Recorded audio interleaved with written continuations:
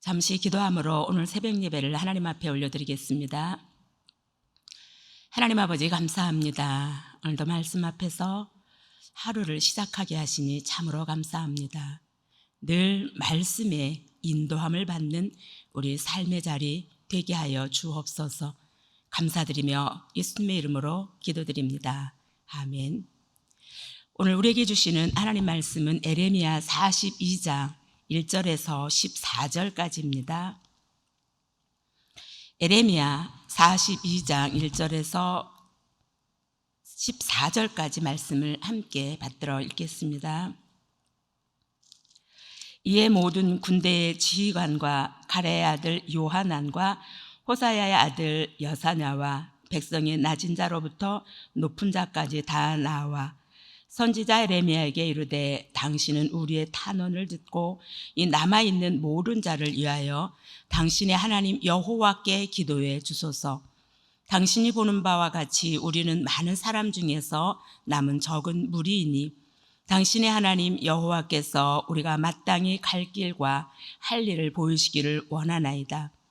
선지자 에레미야가 그들에게 이르되 내가 너희 말을 들었은즉 너희 말대로 너희 하나님 여호와께 기도하고 물은 여호와께서 너희에게 응답하시는 것을 숨김이 없이 너희에게 말하리라.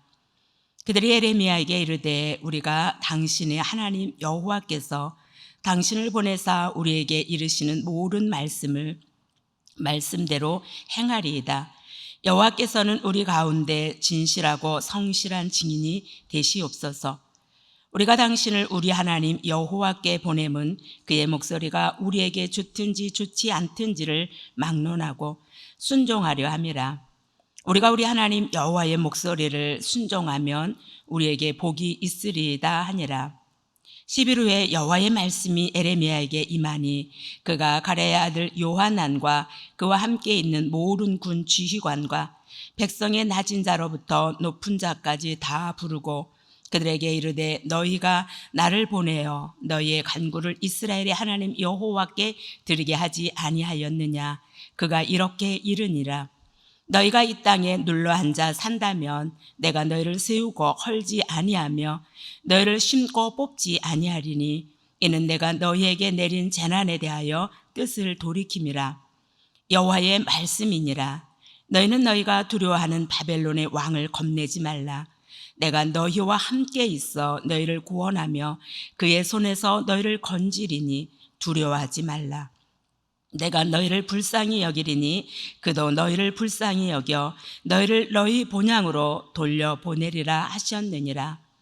그러나 만일 너희가 너희 하나님 여호와의 말씀을 복종하지 아니하고 말하기를 우리는 이 땅에 살지 아니하리라 하며 또 너희가 말하기를 아니라 우리는 전쟁도 보이지 아니하며 나팔 소리도 들리지 아니하며 양식의 궁핍도 당하지 아니하는 애굽 땅으로 들어가 살리라 하면 잘못되리라. 아멘. 오늘 본문은 예루살렘이 함락된 이후에 유다의 남은 백성들을 위한 마지막 메시지 가운데에 그들이 바벨론의 왕이 두려워서 애굽으로 이주할 계획을 이미 세워놓고 다시 에레미야에게 그 뜻을 묻고 있는 말씀이며 또 뒤에 에레미야는 이에 대한 응답으로 말씀하고 있는 내용입니다. 먼저 1절에서 6절은 유다의 남은 자들의 중보기도의 요청에 대해, 그리고 7절에서 14절은 하나님의 응답으로 백성들의 중보기도 요청에 대해 애굽으로 내려가지 말라는 하나님의 답변이 제시되고 있습니다. 그러면 좀 더 구체적으로 먼저 유다에 남은 자들의 중보기도 요청에 대한 말씀과 그 말씀에 대한 태도로 2절, 3절, 이어서 5절 말씀을 제가 다시 한번 읽겠습니다. 선지자 에레미야에게 이르되 당신은 우리의 탄원을 듣고 이 남아있는 모든 자를 위하여 당신의 하나님 여호와께 기도해 주소서. 당신이 보는 바와 같이 우리는 많은 사람 중에서 남은 적은 무리이니 당신의 하나님 여호와께서 우리가 마땅히 갈 길과 할 일을 보이시기를 원하나이다. 그들이 에레미야에게 이르되 우리가 당신의 하나님 여호와께서 당신을 보내사 우리에게 이르시는 모든 말씀대로 행하리이다. 여호와께서는 우리 가운데 진실하고 성실한 증인이 되시옵소서. 아멘. 요한안과 유다의 남은 백성은 애굽으로 향하는 여정을 잠시 중단하고 에레미야에게 유다에 머무는 것이 옳은지 아니면 애굽으로 가는 것이 옳은지 하나님의 뜻을 물어달라고 기도 부탁과 함께 하나님이 무슨 말씀을 하시든지 그대로 순종하겠다고 합니다. 이러한 기도 요청은 얼핏 보면 매우 신앙적인 행동으로 보일 수 있습니다. 그러나 사실 요한안과 유다의 남은 백성들은 압달락 41장 16절에서 18절에 이미 자신들의 갈 길을 애굽으로 결정한 상태로 여기서 하나님의 뜻을 물었다라는 것은 그냥 어떤 행위에 불과한 것으로 그들은 하나님의 말씀에 결론적으로 순종하지 않았습니다. 따라서 그들의 기도 요청은 순수한 동기가 아닌 이미 자기들의 갈 길을 결정해 놓고 단지 하나님께서 그들의 결정에 동의해 주시기를 바란다는 의미로 이는 마치 이스라엘을 저주해 달라는 모압 왕의 요청을 수락한 후에 하나님의 뜻을 알아내려고 한 발람의 태도와 같이 불경건한 처사로 그들은 하나님의 경고를 듣고도 애굽 이주를 단행했으며 그로 인해 애굽이 바벨론에 침공받을 때 함께 멸절하게 됩니다.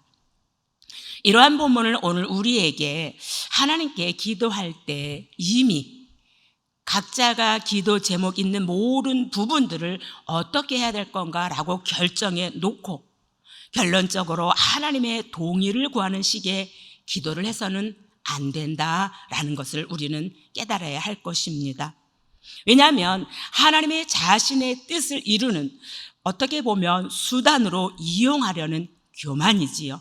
그러므로 기도는 내 뜻을 하나님께 관철시키는 것이 아니라 하나님의 뜻과 하나님의 방법, 계획 이러한 모든 것들이 내가 하나님께 아랬던 기도 부탁했던 모든 것들 가운데에 하나님의 인도하심을 받는 것이 기도라는 것입니다. 그러므로 우리는 기도할 때에 이 부분 가운데에 혹여나 우리의 어떤 것들을 정해놓고 하나님께서 말씀해 주시는 것에 응답하시는 부분에 이해가 되지 않고 또 때로는 억울할 때도 있을 것입니다. 때로는 도저히 상상할 수 없는 그러나 그럼에도 불구하고 기도라는 것은 우리의 뜻을 관철시키는 것이 아니라 하나님의 뜻을 우리가 받아들이는 것이다 라는 것을 기억하실 수 있기 바랍니다.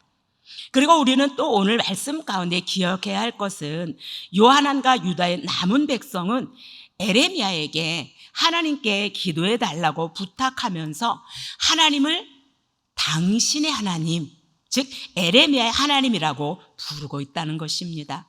다시 말해서 그들은 하나님을 자신들의 하나님이 아니라 에레미야의 하나님으로 자신들의 기도를 부탁하고 있다는 것이지요. 그때 예레미야는 그들이 기도하고 묻는 하나님이 어떤 분인지 가르쳐 주고 있습니다. 4절입니다. 선지자 예레미야가 그들에게 이르되 내가 너희 말을 들었은즉 너희 말대로 너희 하나님 여호와께 기도하고 물은 여호와께서 너희에게 응답하시는 것을 숨김없이 너희에게 말하리라. 그렇습니다. 2절, 3절, 5절에는 당신의 하나님라고 계속해서 했지만 4절에서는 이제 에레미야가 수정해 줌으로 인해서 너희 하나님으로 하나님은 누군가의 하나님이 아니라 우리 즉 나의 하나님이 될 때 진정한 변화와 능력을 온전히 경험할 수 있다라는 것입니다. 그러므로 에레미야는 당신의 하나님을 너희 하나님으로 분명하게 말씀하셨지요. 그러자 요한나는 다음과 같이 즉각적으로 반응합니다. 6절입니다. 우리가 당신을 우리 하나님 여호와께 보냄은 그의 목소리가 우리에게 좋든지 좋지 않든지를 막론하고 순종하려 함이라. 우리가 우리 하나님 여호와의 목소리를 순종하면 우리에게 복이 있으리다 하니라. 아멘. 요한안과 유다에 남은 백성들은 이제 당신의 하나님을 우리의 하나님으로 좋든지 좋지 않든지 막론하고 하나님의 뜻에 순종하겠다고 고백합니다. 이제 그들은 두렵고 어려운 상황 속에서 용감하게 믿음의 길을 선택하기 위한 첫 발을 내디뎠던 것이지요. 애굽을 의지하려고 했던 시도를 멈추고 하나님을 찾게 되었고, 당신의 하나님이 누군가의 하나님이었던 그 하나님을 이제 우리 즉 나의 하나님으로 바꾸게 되었을 뿐만 아니라 하나님께 온전한 순종을 하겠다고 고백합니다.